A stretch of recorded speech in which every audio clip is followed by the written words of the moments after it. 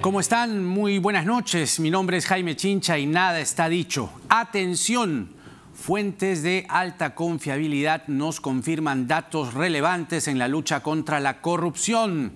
Atención, repito, fuentes de alta confiabilidad nos entregan y nos confirman datos vinculados a la lucha contra la corrupción. Finalmente, el acta del acuerdo de colaboración con Odebrecht se firmaría este 15 de febrero. 15 de febrero se estaría firmando el acta de colaboración con Odebrecht. Lunes 11, martes 12, miércoles 13, jueves 14, viernes 15. Viernes 15 de febrero. Y el 18 de febrero, 16, 17, lunes 18 de febrero, se comenzarían los interrogatorios.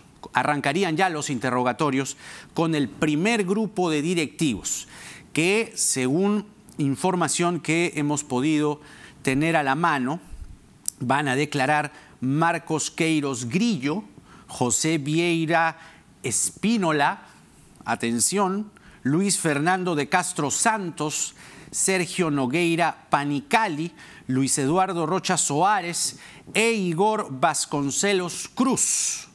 Los interrogatorios se van a realizar en la sede de la Procuraduría de Curitiba. Hablarán, esto ya ha sido conocido días antes, semanas antes, el Metro de Lima, la carretera interoceánica, los contratos del expresidente Pedro Pablo Kuczynski, el gasoducto, también se va a hablar del gasoducto, ¿eh? Atención, atención, Jorge Peñaranda y Alfa Consult, Juan Carlos Ceballos y Ocitrán, la vía de la Costa Verde Callao, el caso Atala y Gonzalo Monteverde. Y también se ha podido saber que entre el 12 y el 14 de marzo los fiscales José Domingo Pérez, Germán Juárez Atoche, Carlos Puma Quispe y Norma Mori Gómez interrogarán a Jorge Barata. Cuidado, a Jorge Barata. Así que después de marchas y contramarchas, tormentas, idas y venidas, esto va caminando. Y la idea es esa. La idea es que se conozcan absolutamente todos los casos de aquellos políticos, los que gobernaron y los que estuvieron a punto, ¿no?, implicados con los grandes casos de la corrupción y cuánto dinero entró de la constructora brasileña a la política peruana. Muy bien, después de compartir esta información, vamos a la ajetreada actualidad, que es no menos interesante, por cierto.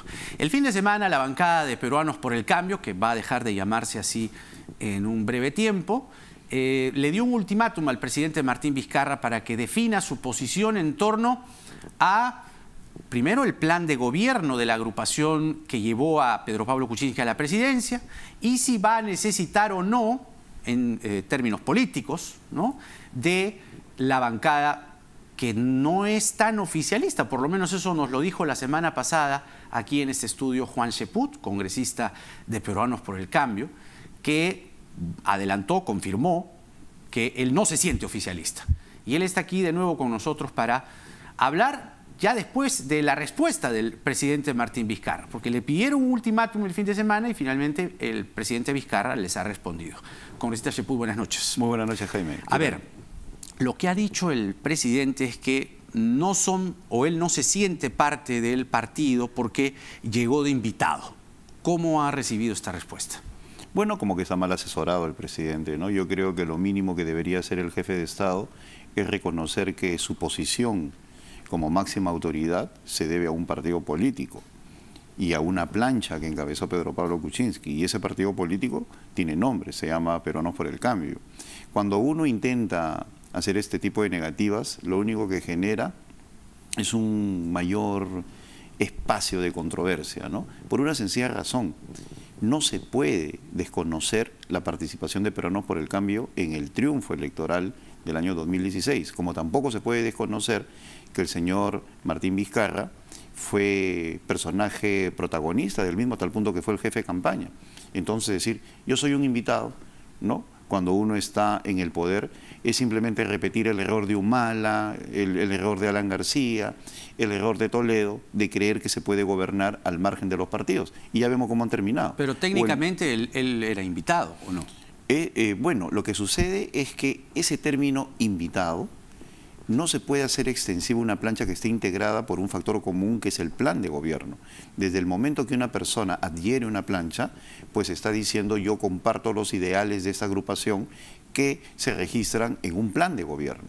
Y ese plan de gobierno se manifiesta con un discurso de campaña y con actitudes de campaña en las cuales el presidente participó activamente. Que luego él diga yo he sido un invitado, ¿no? Estoy al margen, es simplemente repetir el error histórico de los otros presidentes y ya sabemos cómo terminamos, ¿no? Pero ustedes le conminaron al presidente Vizcarra que el fin de semana, en este ultimátum, que respete el plan de gobierno. Ya mira, eso fue Jorge Villacorta. ¿Qué parte del plan de gobierno quieren que respete Martín Todo, Vizcarra? Íntegro. Mira, en principio no hubo una ultimata, no hubo ultimátum de parte de Peruanos por el Cambio. Lo que señaló Jorge Villacorta fue que era importante que el presidente se manifestara a favor, ¿no? Creo que fue una posición estrictamente personal, porque yo participé en esa reunión durante una hora, fui un invitado del Comité Ejecutivo Nacional y de la Comisión Política de Peruanos por el Cambio, pero no se llegó a esa conclusión y tengo entendido que tampoco fue parte de lo definitivo, ¿no? Fue una expresión del secretario nacional de organización de Peruanos por el Cambio que no es... O sea, se mandó por la libre. Se mandó de ninguna manera un ultimátum porque no lo podemos hacer, tan simple como eso. Mira, el presidente de la República tiene todo el derecho a decidir gobernar con la bancada liberal. Eso no se lo podemos cuestionar, como que lo viene haciendo. Tú insistes en eso. Pero por favor. El presidente Vizcarra está gobernando con la bancada liberal. Así es. Ayer estuvo aquí Gino Costa, le manifesté, le expuse, le comenté justamente tus declaraciones de la semana pasada, y lo que dijo fue, me inquieta mucho, me preocupa mucho que una bancada esté tan dividida, ¿no? Estoy interpretando sus palabras, y que no respalde a un presidente que tiene más de 60% de aprobación. No le entraba en la cabeza que una bancada como la de ustedes no esté apoyando sólidamente a un presidente que tiene 60% de aprobación. Eso demuestra cuál es el espíritu de la bancada liberal. Lo apoyan porque tiene 60%. Y por eso no apoyaron a Pedro Pablo Kuczynski cuando tenía 10. ¿No? Nosotros lo apoyamos así tenga 1 o 60. Esa es la gran diferencia con la bancada liberal. Pero a Vizcarra no. No, en el caso del presidente Vizcarra no es una cuestión de popularidad. Es una cuestión... No digo que no lo apoyen ahora. No, es una cuestión de sintonía. El presidente ha decidido gobernar con ellos y está en todo su derecho. Y yo estoy en todo mi derecho de señalarlo, porque yo no entro en medias tintas. Acá, ¿quiénes son los que tienen ministros? ¿Quiénes son los que tienen funcionarios? ¿Quiénes son los que tienen coordinación? ¿Quiénes son los palaciegos? La bancada liberal, lo único que reclamamos nosotros es coordinación. ¿Con quién? Con los ministros, o con el presidente del Consejo de Ministros. Una coordinación mínima porque es el atributo fundamental de una bancada oficialista. Y si la coordinación se da con ellos, pues en buena hora. El presidente está en todo su derecho. Lo que no puede haber es un oficialismo con complejo de inferioridad. Es decir, que son oficialistas, pero se avergüenzan de decirlo. Y eso ya debería preocupar al presidente, porque el oficialista tiene que sentirse orgulloso de ello, como nosotros en su momento con Pedro Pablo Kuczynski. Y en este caso la bancada liberal tiene todos los atributos del oficialismo, como te he señalado, tienen ministros, permanentemente están con el presidente en Palacio o en el avión, tienen funcionarios, tienen coordinación directa, pero dicen, no somos oficialistas. Entonces, ¿cómo el presidente de la República no se da cuenta de eso? De que es absolutamente endeble esa relación. Y aún más, ¿cómo es posible que no apoyen a un presidente 65%? O sea, cuando tiene uno no hay que apoyarlo. Bueno, nosotros, en Peruanos por el Cambio, a Pedro Pablo Kuczynski con 1, con 5, con 10 lo apoyamos. A tal punto que nosotros suscribimos el indulto porque fue una decisión política del presidente y no estamos en desacuerdo con una posición política porque es una atribución constitucional de Pedro Pablo. Pero a ver, entonces, después de tus declaraciones de la semana pasada en este programa, han pasado varias cosas. Puede ser coincidencia, puede que no. Porque vino esta reunión del fin de semana, luego vino la carta de Pedro Pablo Kuczynski renunciando a la presidencia de Peruanos por el Cambio, y ahora el presidente Vizcarra les contesta, ¿no? Entre líneas, pero les contesta. Les dice, yo no me siento parte de esa bancada, yo gobierno con todas las bancadas. Eso es lo que he dicho. Entonces, esa para ti es la respuesta definitiva a que ¿no va a contar el presidente Vizcarra con ustedes como bancada oficialista? Ese es un gatopardismo, ¿no? El que gobierna con todos no gobierna con ninguno. No existe esa situación de yo gobierno con todos. más aún en una situación de antesala electoral en la cual cada uno de los que hoy lo aplauden van a buscar su propia identidad. Yo creo que hay que buscar puntos de coincidencia a través de la bancada oficialista, es decir, los señores de la bancada liberal que empiecen a articular pues, con otras bancadas una agenda común para que de esa manera se pueda construir a partir de los objetivos de Estado una política que permita desarrollarse en los próximos meses. Pero uno no puede decir, no, yo gobierno con todos, ¿no? Eso no existe, simplemente no existe, porque no es realismo político. Y si tú no tienes un adecuado enfoque de lo que viene aconteciendo, estás en la antesala del desastre. Y nosotros no deseamos eso para el presidente Vizcarra. Por eso es que señalamos. ¿Qué desastre? La antesala del desastre significa pues la pérdida de gobernabilidad, de legitimidad, de popularidad. Cuando una persona gobierna en función de un esquema de popularidad, pues simplemente empieza a hacer cosas que satisfagan ese porcentaje y se olvida de las reformas, se olvida de los consensos, se olvida y al final eso genera un desastre para el país. Entonces, ¿cuándo van a tomar finalmente una posición? Porque esto ya parece una telenovela Bueno, turca, ¿no? yo ya tomé una posición, yo no tengo por qué pedir que el resto me acompañe. Pero militas en la bancada. Ah, por supuesto, porque yo soy de los que cree de que es adentro donde tenemos que agotar cualquier tipo de discrepancia. Pues, ¿cuándo van a arreglarse? Como te he dicho, lo fácil es renunciar. Yo presento mi cartita ahorita, renuncio, ¿no? Y entonces, qué bacán. Pero no es así, pues la política es tragarte sapos, luchar desde adentro, plantear tu posición, expresarla, manifestarla, confrontarla y entrar a la polémica si es necesario. De acuerdo, pero eso tiene que terminar, es decir, no siempre van a estar tragándose sapos, es una situación debatiendo. ¿Por qué? Porque está el país mirándolos. Bueno, entonces y el está país el presidente tiene que entender, y una democracia necesita una bancada de gobierno, porque si no, la democracia y el equilibrio de poderes no funcionan. Completamente de acuerdo, es que por eso que nosotros decimos que se sincere la situación. ¿Quién la tiene que sincerar? Bueno, el presidente ya la sinceró desde mi punto de vista. ¿Con esta declaración? Con esas declaraciones, no, pero ya esto es una situación que se repite, ¿no? Ya, mira, pero esto es la cereza. En política, más importante que la declaración es el gesto y los hechos. Y en los hechos yo me ratifico en lo que dije hace una semana. No somos la bancada oficialista. Ese es el imperio del autoengaño, pensar que somos la bancada oficialista, que porque uno se mete al avión y se pasea, etcétera, etcétera, es oficialista. No es así. Los atributos del oficialismo son 4. En primer lugar, la coordinación permanente. Que no hay. Que no hay. En segundo lugar, la agenda común de desarrollo. En tercer lugar, la participación activa en las decisiones de Estado.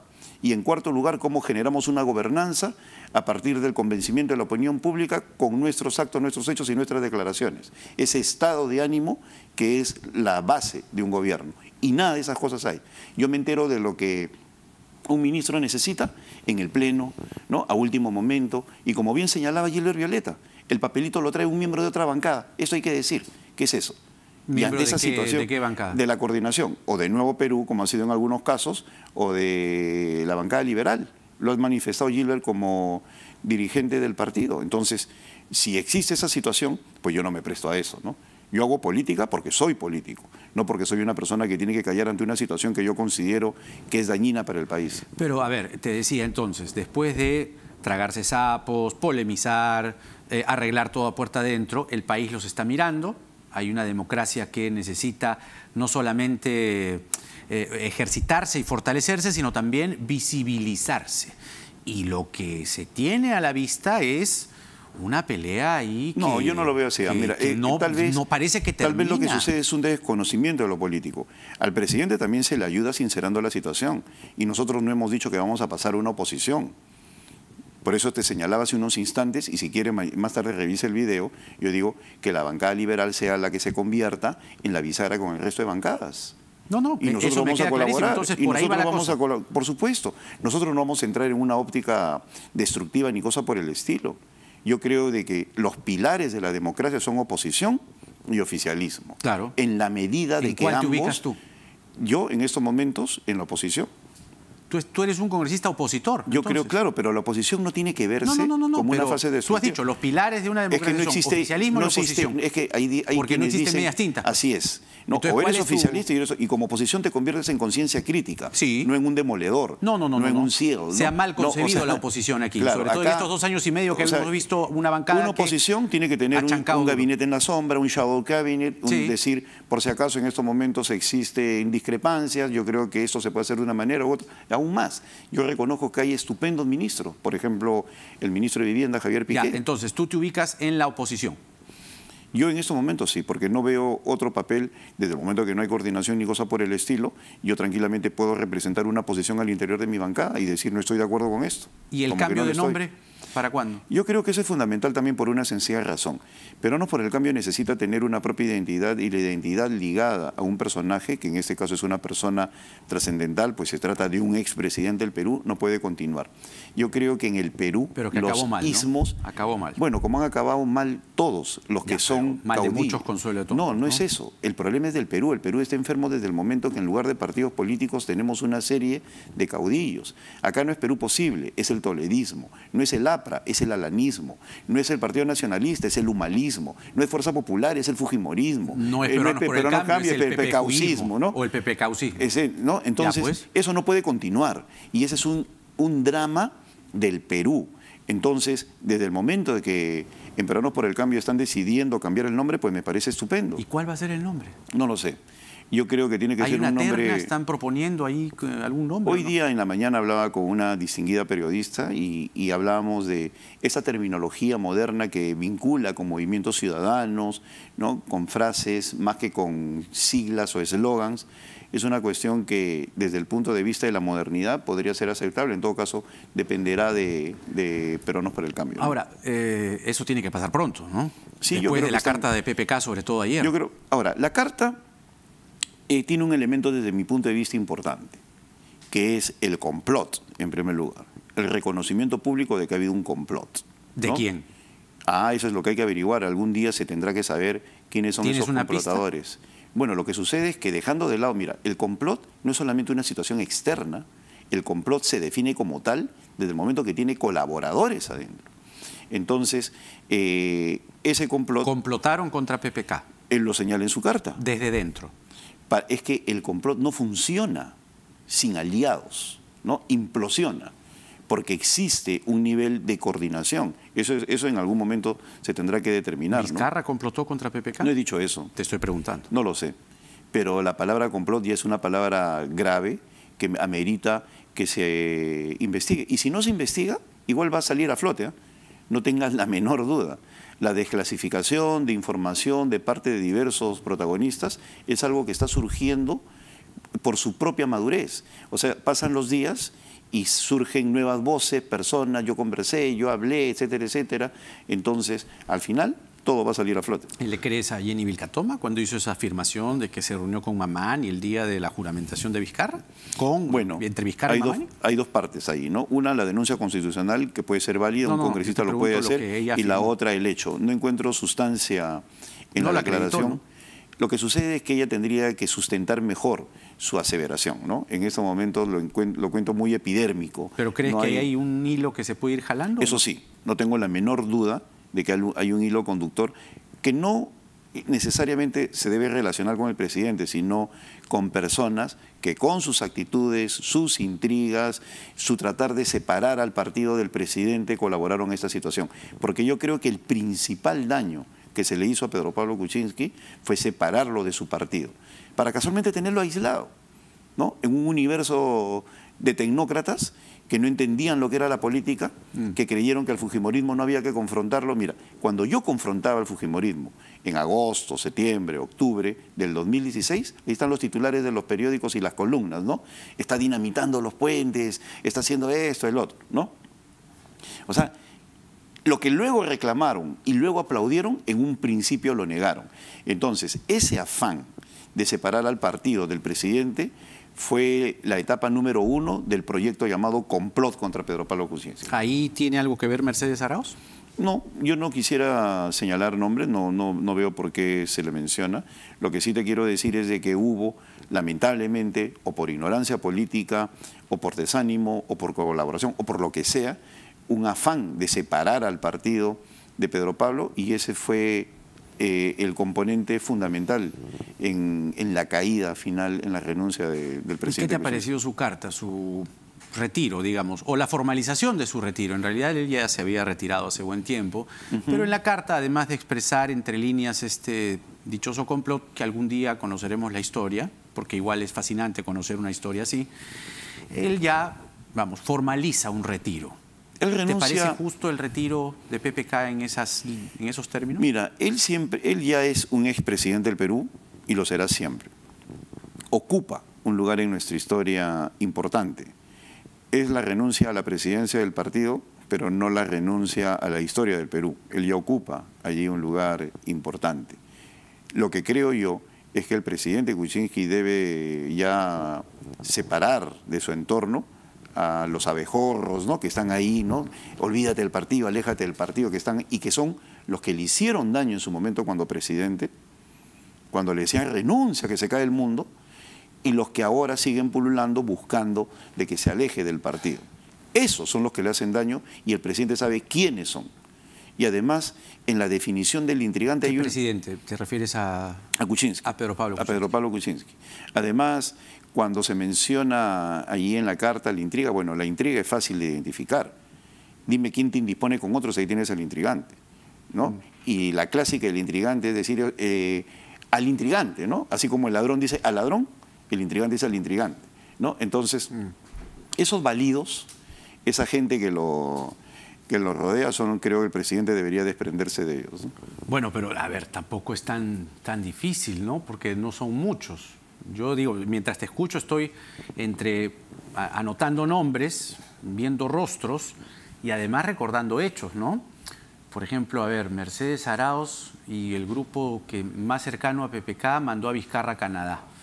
Después, cuando vino lo de la vacancia, le pidieron que renuncie y ahí hubo todo un impasse, un infighting entre Vizcarra y Mercedes Arauz.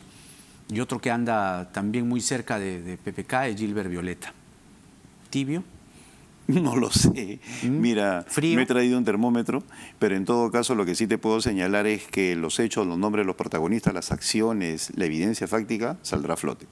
Y creo que más bien Gilbert con el partido siempre ha tenido un esfuerzo, al igual que Salvador Geresi, de querer enhebrar una adecuada composición. Oye, ¿no?, que ¿viste los permita tweets de ayer de gobernar. Salvador Heresi?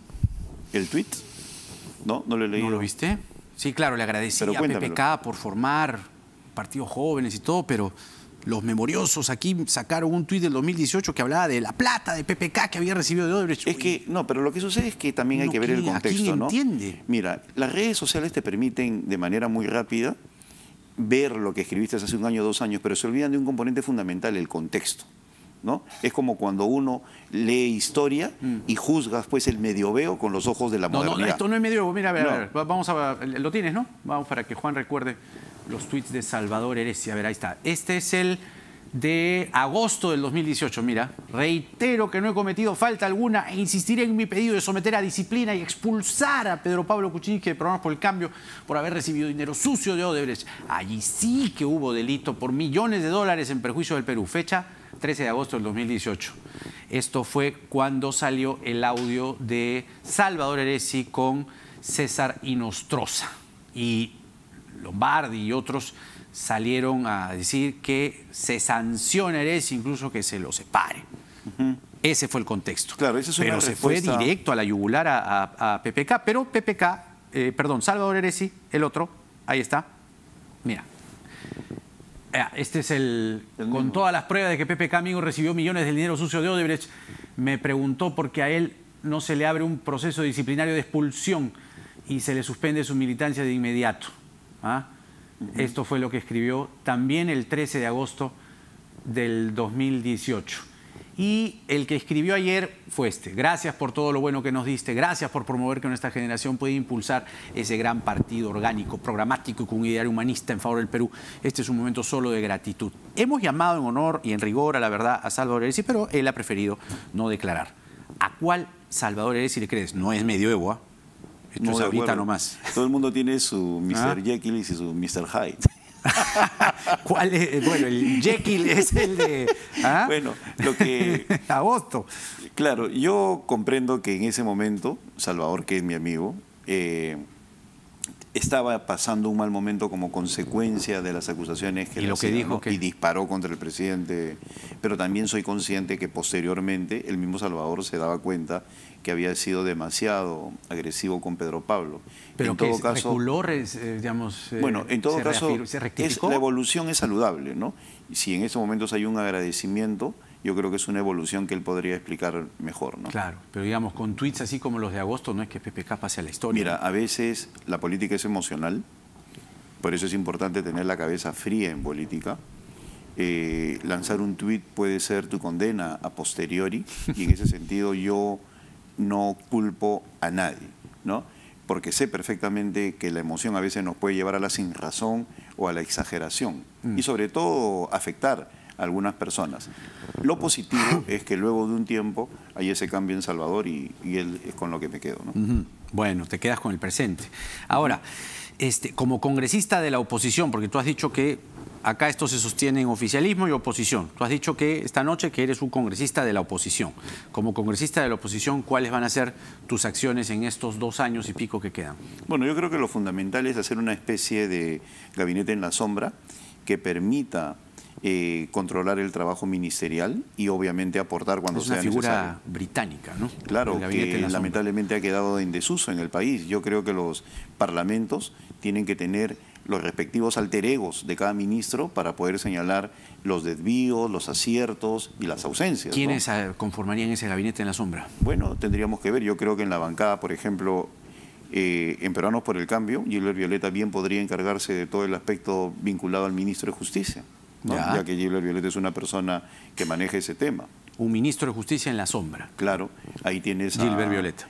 ¿Quién más? A Carlos Bruce o a Mercedes Arauz en el caso de los sectores economía y de producción, ¿no? Y faltas tú.